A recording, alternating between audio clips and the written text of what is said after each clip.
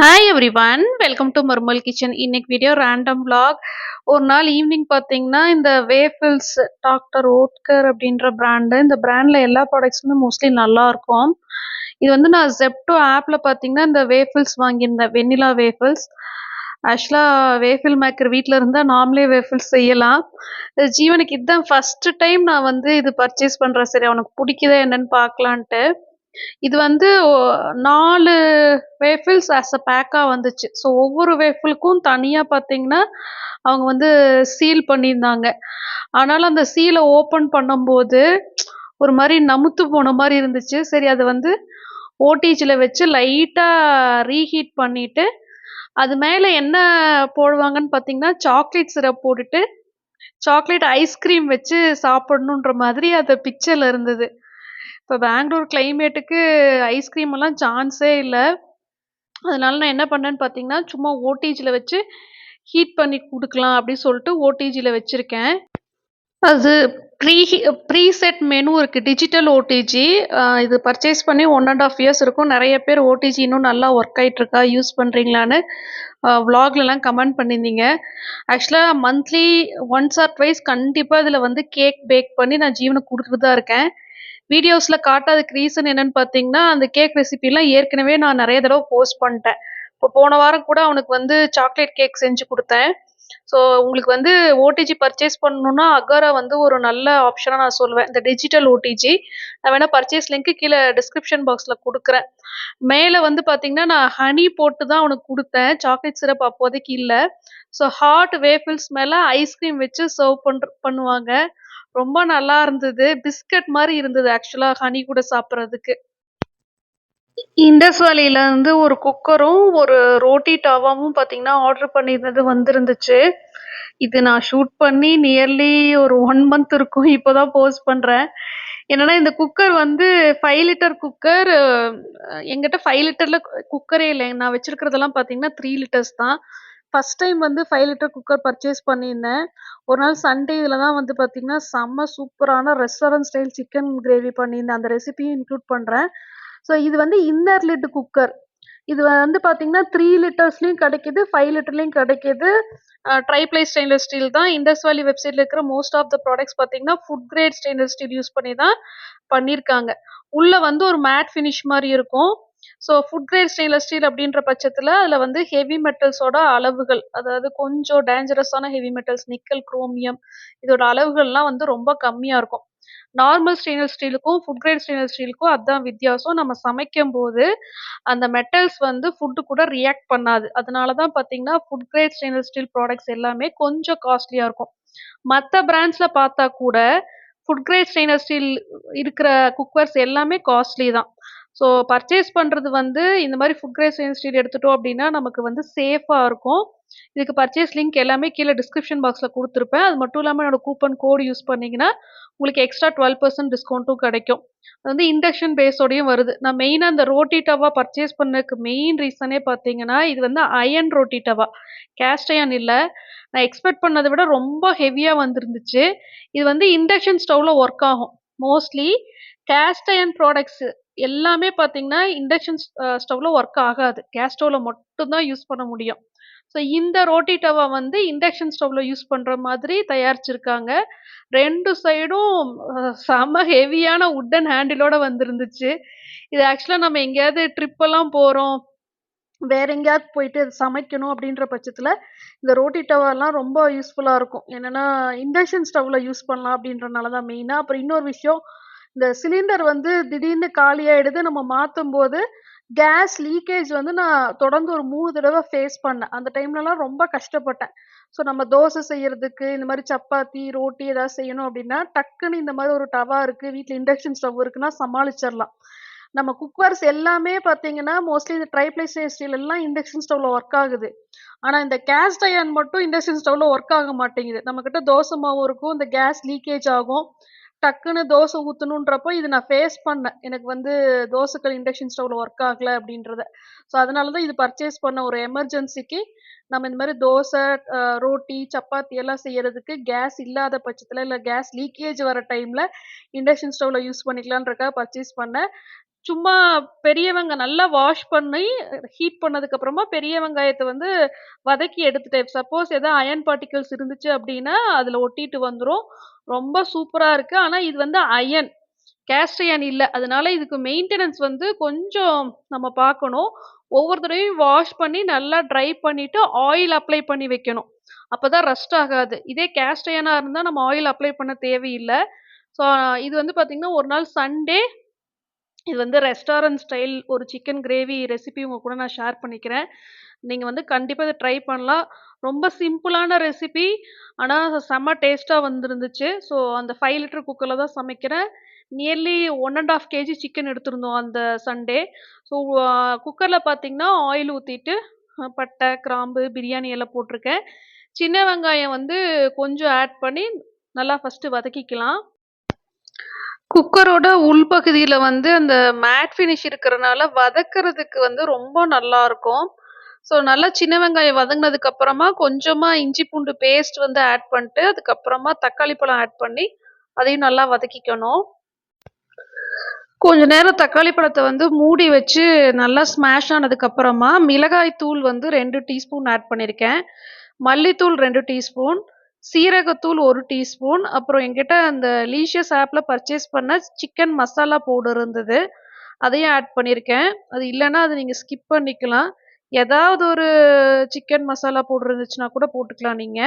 நான் நல்லா வாஷ் பண்ணி வச்சிருக்கிற சிக்கன் பீஸஸ் வந்து ஆட் பண்ணிக்கிறேன். இது வந்து லீஷியஸ் ஆப்ல பர்ச்சேஸ் பண்ண சிக்கன். இதுல பார்த்தீங்கன்னா, கேட்டகரிஸ் இருக்கும். நான் கொஞ்சம் பெரிய பீஸ் அந்த மாரி வாங்கிட்டு, அப்புறம் எக்ஸ்ட்ராவா 2 லெக் பீஸ் வர மாதிரி ஆர்டர் போட்டிருந்தேன். தேவையான அளவு உப்பு சேர்த்து நல்லா மிக்ஸ் பண்ணி வச்சுக்கலாம்.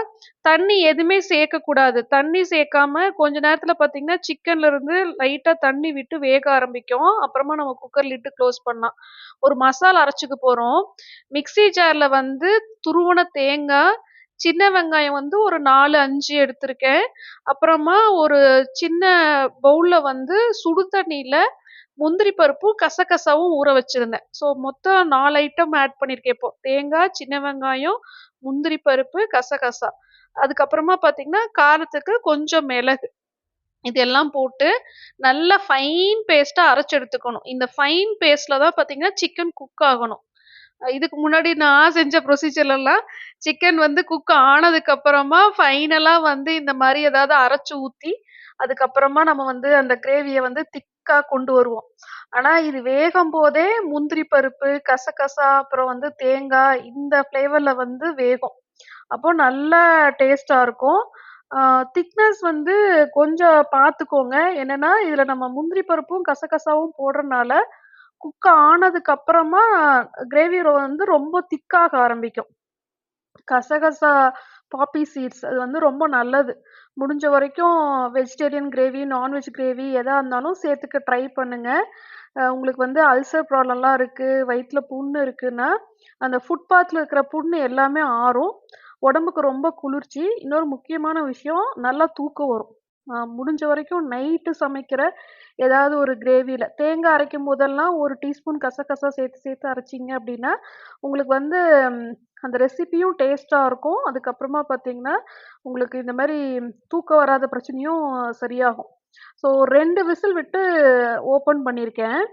சிக்கன் நல்லா குக் ஆயிடுச்சு. அந்த கிரேவியோட திக்னஸ் அட்ஜஸ்ட் பண்றதுக்காக கொதிக்கிற சுடு தண்ணி ஊத்தியிருக்கேன். பச்ச தண்ணி ஊத்திராதீங்க. அப்புறம் வந்து ஒரு மாதிரி ஆயிடும் கிரேவி. ஸோ ஃபைனலா பார்த்தீங்கன்னா, கொத்தமல்லி தழ தூவி இறக்கியிருக்கேன். ஸோ குழம்பு வேகும்போதே உப்பு போட்டுட்டோம். ஸோ கண்டிப்பா இந்த ரெசிபி வந்து ட்ரை பண்ணி பார்த்துட்டு எனக்கு சொல்லுங்க. உங்களுக்கு எப்படி வந்துச்சுன்ட்டு. அமேசான்ல பார்த்தீங்கன்னா, எனக்கு வந்து இந்த வின்டர் வியர் ஒண்ணு ஆர்டர் பண்ணியிருந்தேன். அது ரிசீவ் பண்ணியிருந்தேன். நல்ல குவாலிட்டியா இருந்தது. அதனால வீடியோல ஷேர் பண்ணிக்கிறேன். இங்க டிசம்பர் மாசம் சொல்லவே முடியாத லெவல்ல தான் இருக்கு. காலையில 5 மணிக்கு எழுந்து வரும்போதே, ஏதாவது இந்த மாரி வின்டர் வியர் தான் போட்டுட்டு வந்தா தான் கிச்சன்ல வந்து சமைக்கவே முடியும். இது பார்த்தீங்கன்னா, நல்ல திக்கான மெட்டீரியல். ஒரே ஒரு டிஸ்அட்வான்டேஜ் வந்து அந்த ஹேண்ட் ரொம்ப லாங்கா இருக்கு. நெறைய சைஸஸ் அண்ட் நெறைய கலர்ஸ்ல இருந்தது. ஆனா குவாலிட்டி வைஸ் செம்ம சூப்பரா இருந்தது. மேபி யாருக்காவது தேவைப்பட்டுச்சு அப்டின்னா, அமேசான் லிங்க் வந்து கீழ டிஸ்கிரிப்ஷன் பாக்ஸ்ல இருக்கும். பர்ச்சேஸ் பண்ணிக்கோங்க. இப்போ கொஞ்ச நாளா ரீசென்ட்டா வர விளாக்ஸ்ல நான் வந்து இன்ட்ரோடக்ஷன் பேசுற வீடியோஸ்லலாம் பார்த்தீங்கன்னா, நெறைய பேர் கமெண்ட் பண்ண ஆரம்பிச்சுட்டீங்க. "எளச்ச மாரி தெரியிறீங்க, எளச்ச மாரி தெரியிறீங்கன்ட்டு." நான் அப்ப அத பெருசா எடுத்துக்கல. அப்புறம் நீங்க சொன்னனால நான் போயிட்டு வெயிட் செக் பண்ணி பார்த்தேன். ஆக்சுவலா வந்து ஒரு 3 1/2 to 4 கேஜி ரெட்யூஸ் ஆயிருந்தேன். ஆனா நான் டயட்லாம் எதுவுமே பண்ணல. ஆனா எனக்கே டிஃபரன்ஸ் தெரிஞ்சது. நமக்கு வந்து மெயினா பார்த்தீங்கன்னா, ட்ரெஸ்ஸு, ப்ளவுஸ்லாம் கொஞ்சம் லூஸ் ஆகும்போதே இளச்சது நமக்கு தெரியும். ஆனா எவ்ளோ இளச்சா தெரியாது. எந்த டயட்டு எதுவுமே பண்ணல. ஆனா எனக்கு தெரிஞ்ச ஒரு ரீசன், அது கொஞ்சம் நம்ப முடியல. ஆக்சுவலா பார்த்தீங்கன்னா, இந்த கஞ்சி வடிச்ச சாதம் சாப்பிட ஆரம்பிச்சேன் இல்லையா? இந்த ரைஸ் ஸ்ட்ரெயினர் வந்து இண்டஸ் வேலில வாங்குனது தான். இது வந்து ஒரு 3 மந்த்ஸா நான் வந்து டெய்லியுமே கஞ்சி வடிச்ச சாதம் தான் சாப்பிட்டுட்டு இருக்கேன். அந்த கஞ்சி தான் கார்போஹைட்ரேட். அந்த வடிச்ச கஞ்சிய வந்து நம்ம கண்டிப்பா சாப்பிடவே கூடாது. அதுல உப்பு போட்டு குடிக்கிற வேலைலாம் பண்ணவே கூடாது. டயாபெட்டிஸ் வராம அவாய்ட் பண்ணணும். அதுக்கு வந்து இந்த பாலிஷ்ட் ரைஸ் தான் நம்ம இப்ப யூஸ் பண்றோம் இல்லையா? அதனால கஞ்சிய வடிச்சுட்டு, அந்த கஞ்சிய டிஸ்கார்ட் பண்ணிட்டு நம்ம சாப்பிடுறனால, நமக்கு வந்து டயாபெட்டிஸ் வராம நம்ம தடுக்கலாம். சாதமும் நல்லா டேஸ்ட்டா இருக்கிறதா சொல்லியிருந்தேன். இன்னொரு விஷயம் இந்த 3 மந்த்ஸ்ல நான் வந்து இந்த மாரி கஞ்சி வடிச்ச சாதம் சாப்பிட ஆரம்பிச்சதுக்கு அப்புறமா, எனக்கு வந்து வெயிட் ரெட்யூஸ் ஆகுறது தெரியுது. ஸோ அந்த கஞ்சியோட நம்ம சாப்பிடும்போது பார்த்தீங்கன்னா, கார்போஹைட்ரேட் கன்டென்ட் வந்து ஜாஸ்தியா எடுக்கிறோம். அது எனர்ஜியா நம்ம யுட்டிலைஸ் பண்ணிட்டா பிரச்சனை இல்ல. அது எனர்ஜியா நம்ம யுட்டிலைஸ் பண்ணாத பட்சத்தில, அந்த கார்போஹைட்ரேட்ஸ் வந்து நம்ம உடம்புல ஃபேட்டா டெபாசிட் ஆகும். ஸோ பயோகெமிஸ்ட்ரி படிச்சவங்களுக்கு இதெல்லாம் சாதாரண விஷயம் தான். ஸோ கார்போஹைட்ரேட்ஸ் ஜாஸ்தியா எடுக்க எடுக்க அது ஃபேட்டா டெபாசிட் ஆயி நம்ம குண்டா தெரிவோம். நமக்கு வந்து கார்போஹைட்ரேட்ஸ் எடுக்கல அப்டின்னா, நம்ம உடம்புல இருக்கிற ஃபேட் வந்து கரைஞ்சு அது எனர்ஜியா கன்வெர்ட் ஆகும். ஸோ கார்போஹைட்ரேட்ஸ் வந்து ஃபேட்டா டெபாசிட் ஆக ஆரம்பிக்கும். உடம்புல இருக்கிற ஃபேட் வந்து நம்ம வேலை செய்யும்போது, ஒர்க் அவுட் பண்ணும்போதெல்லாம் பார்த்தீங்கன்னா, அதுதான் கரைஞ்சு நமக்கு கார்போஹைட்ரேட்டா மாறி எனர்ஜி குடுக்கும். புரோட்டீன்ஸ் வந்து புரோட்டீனாவே தான் இருக்கும். நீங்க எவ்ளோ புரோட்டீன்ஸ் எடுத்தாலும் உங்களுக்கு வந்து வெயிட் ஐ மீன் குண்டா தெரிய மாட்டீங்க. ஸோ பாடி பில்டர்ஸ்லாம் பார்த்தீங்கன்னா, நெறைய புரோட்டீன் சாப்பிடுவாங்க. நம்மளோட தால், பல்சஸ் இந்த மாரி நான்வெஜ்லலாம் பார்த்தீங்கன்னா, புரோட்டீன் ஜாஸ்தியா இருக்கும். அதனால தான் அது அவங்க ஜாஸ்தியா சாப்பிடுவாங்க. ஆனா குண்டா தெரிய மாட்டாங்க. நல்ல ஸ்ட்ரென்த் இருக்கும். ஆ மசில்ஸ்லாம் வந்து நல்லா பில்ட் ஆகும். ஆனா அவ்வளவா வெயிட் கெயின் இருக்காது. ஸோ நம்ம ஃபுட்ல வந்து எந்த அளவுக்கு கார்போஹைட்ரேட்ட வந்து நம்ம கம்மி பண்றோமோ, அந்த அளவுக்கு நமக்கு வந்து வெயிட் ரிடக்ஷன் இருக்கும். முடிஞ்ச வரைக்கும் புரோட்டீன்ஸ் ஜாஸ்தியா எடுத்துக்க ட்ரை பண்ணணும். பட் நம்மளோட லைஃப் ஸ்டைல்ல நம்ம ரைஸ்லாம் அவாய்ட் பண்ண முடியாது. கோதுமையிலயும் சேம் கன்டென்ட் ஆஃப் கார்போஹைட்ரேட் தான் இருக்குது. ஸோ நான் ரைஸ அவாய்ட் பண்ணிட்டு வீட் எடுக்கிறேன் அப்படின்னாலும், ஒண்ணும் வேலைக்கு ஆகாது. ஸோ எனக்கு வந்து டயட்லாம் இருக்கவே முடியாது. நான் பண்ற வேலைக்கு நான் டயட்லாம் இருந்தேன்னா, நான் மயக்கம் போட்டு விழுந்துருவேன். ஸோ அந்த அளவுக்கு வந்து பிசிக்கல் ஒர்க் இருக்கு ஒரு நாள் ஃபுல்லா எனக்கு. பட் இப்ப ரீசென்ட்டா இந்த 3 மந்த்ஸ்ல எனக்கு இவ்ளோ நல்லா வெயிட் லாஸ் ஆனதுக்கு ரீசன் கண்டிப்பா பார்த்தீங்கன்னா, அந்த கஞ்சி வடிச்ச சாதம் தான். எனக்கெல்லாம் வந்து கஞ்சி வடிச்சு ஆ வடிக்கிறது எப்படி இது எதுவுமே தெரியாது. எங்க அம்மாவும் ஒர்க்கிங் வுமன் தான். ஃபர்ஸ்ட் இருந்தே எங்க வீட்ல குக்கர் சாதம் தான் நானே பார்த்துருக்கேன். கஞ்சி வடிச்சு சாப்பிடுறது அப்படின்றது வந்து எங்க அம்மா பண்ணியிருந்தாங்கன்னா, நானும் பண்ணியிருப்பேன். ஆனா வந்து குக்கர்லயே தான் சாப்பிட்டுட்டு இருந்தோம். இண்டஸ் வேலில இந்த ரைஸ் ஸ்ட்ரெயினர் வந்ததுனால, நான் வந்து சரி ட்ரை பண்ணலான்னு சொல்லிட்டு பர்ச்சேஸ் பண்ணி சாப்பிட ஆரம்பிச்சோனே, அந்த ரைஸோட அதாவது கஞ்சி வடிச்சதுக்கு அப்புறமா அந்த சாதத்தோட டேஸ்ட் வந்து ரொம்ப நல்லா இருந்தனால, டெய்லியுமே நான் வந்து அந்த சாதம் தான் சாப்பிட ஆரம்பிச்சேன். ஸோ உண்மையா சொல்றேன். கஞ்சி வடிச்சுட்டு சாதம் சாப்பிட்டீங்க அப்டின்னா, உங்களுக்கு வந்து நம்ம சாதம்லாம் மத்தியானம் லஞ்ச் எல்லாம் சாப்பிட்டோம் அப்டின்னா, ஒரு மாரி வயிறு ஹெவியா ஃபீல் ஆகும். ஆ தொந்தி வரும் மெயினா. ஒரு மாரி கேஸ் ஃபார்மேஷன்லாம் இருக்கும். ஆனா, இந்த கஞ்சிய வடிச்சுட்டு நாம சாப்பிடும்போது, அந்த மாதிரி ஆகுறது இல்ல. ஹெவியான ஃபீலிங்கே இல்ல. இது நான் வந்து கொஞ்ச நாள்லயே எனக்கு தெரிஞ்சது. ஏதோ டிஃபரன்ஸ் இருக்கு இந்த சாதத்துல. சாப்பிடுறதுக்கும் நல்லா இருக்கு. அதே சமயம் ரொம்ப ஹெவியான ஃபீலிங்கும் இல்ல அப்டின்னு நெனச்சேன். ஸோ நெறைய பேர் இந்த ரைஸ் ஸ்ட்ரெயினர் பர்ச்சேஸ் பண்ணியிருக்கிறதா எனக்கு கமெண்ட் பண்ணியிருந்தீங்க. நீங்க யூஸ் பண்ணிட்டு இருக்கீங்களா? நீங்க எப்படி வந்து ஃபீல் பண்றீங்க? கஞ்சிய வடிச்சுட்டு சாப்பிடும்போது உங்களுக்கு நான் சொல்ற மாதிரியான டிஃபரன்ஸ் ஏதாவது தெரியுதா? மெயினா வந்து சாதம் டேஸ்ட்டா வருது. அது வந்து கண்டிப்பா கமெண்ட் பண்ணுங்க. ஏன்னா நான் ஃபீல் பண்ற மாதிரியே மத்தவங்களும் ஃபீல் பண்றீங்களான்னு தெரிஞ்சுக்கணும். நெறைய பேர் கமெண்ட் செக்ஷன்ல எனக்கு ரிப்பீட்டடா சொல்லிட்டே இருந்தாங்க. இந்த மாரி குக்கர் சாதம் சாப்பிடாதீங்க அக்கா. கஞ்சி வடிச்சுட்டு சாப்பிடுங்க அப்படி சொல்லிட்டே இருந்தீங்க. ஆனா எனக்கு தெரியாது. அதனால அத அப்படியே பண்ணிட்டு இருந்தேன். இப்ப தான் எனக்கு டிஃபரன்ஸ் தெரியுது. இது ஒரு நாள் லஞ்ச் பாக்ஸுக்கு பார்த்தீங்கன்னா, ஜீவனுக்கு வந்து கேரட் ரைஸ் வந்து ப்ரிப்பேர் பண்ணி குடுக்குறேன். ரைஸ் வந்து வடிச்சுட்டு அதுக்கப்புறமா தான் வந்து கேரட் சாதம் செய்றேன். ஸோ ரைஸ் வடிச்சனால பார்த்தீங்கன்னா, சாதம் வந்து நல்லா உதுரு உதுரா இருக்கும். ஆ நார்மலா குக்கர்ல வச்சு நம்ம சாதத்த எடுத்து அத வெரைட்டி ரைஸா மாத்துறதுக்கும், நல்லா வடிச்ச சாதத்த வந்து வெரைட்டி ரைஸா மாத்துறதுக்கும் டிஃபரன்ஸ் இருக்கு. ஸோ வடிச்ச சாதத்துல வந்து இந்த மாரி நம்ம கேரட் சாதம், லெமன் சாதம், புளி சாதம், ஃப்ரைட் ரைஸு இதெல்லாம் செஞ்சோம் அப்டின்னா, வேற லெவல்ல வருது. மெயினா வந்து உதிரு உதிரா இருக்கு. ஒண்ணோட ஒண்ணு ஒட்டாம இருக்கிறனாலயே டேஸ்ட் நல்லா இருக்கு. லஞ்ச் பாக்ஸ்ல நான் பேக் பண்ணும்போதே உங்களுக்கு வந்து ரைஸ் எப்படி நல்லா உதிரு உதிரா வந்திருக்குன்னு உங்களால பார்க்க முடியும். எக்கு வந்து பாயில் பண்ணிட்டு, அத லைட்டா ரோஸ்ட் பண்ணி குடுக்குறேன். அது மேல பெப்பர் வந்து கிரஷ் பண்ணி போட்டுக்கிறேன். ஸோ ஜீவனோட லஞ்ச் பாக்ஸ் பேக் பண்ணிட்டேன். இந்த இயர் 2025க்கான பிளானர் 2ண்ட் பிளானர் பார்த்தீங்கன்னா, ஆர்டர் பண்ணியிருந்தது. நான் இன்னும் ரிசீவ் பண்ணல. அதனால தான் பட்ஜெட் பிளானிங் வீடியோ வந்து இன்னும் நான் உங்களுக்கு போஸ்ட் பண்ணல. கண்டிப்பா இந்த வீக்ல நான் ரிசீவ் பண்ணிடுவேன். ரிசீவ் பண்ண உடனே பட்ஜெட் பிளானிங் ஃபார் 2025 கண்டிப்பா போஸ்ட் பண்றேன். உங்களுக்கு இந்த வீடியோ புடிச்சிருந்தா வீடியோக்கு லைக் பண்ணுங்க. நீங்க என் சேனல ஃபர்ஸ்ட் டைம் பார்க்குறீங்க, இந்த வீடியோ உங்களுக்கு புடிச்சிருக்கு அப்டின்னா, கண்டிப்பா சேனலுக்கு சப்ஸ்கிரைப் பண்ணுங்க. தேங்க்ஸ்.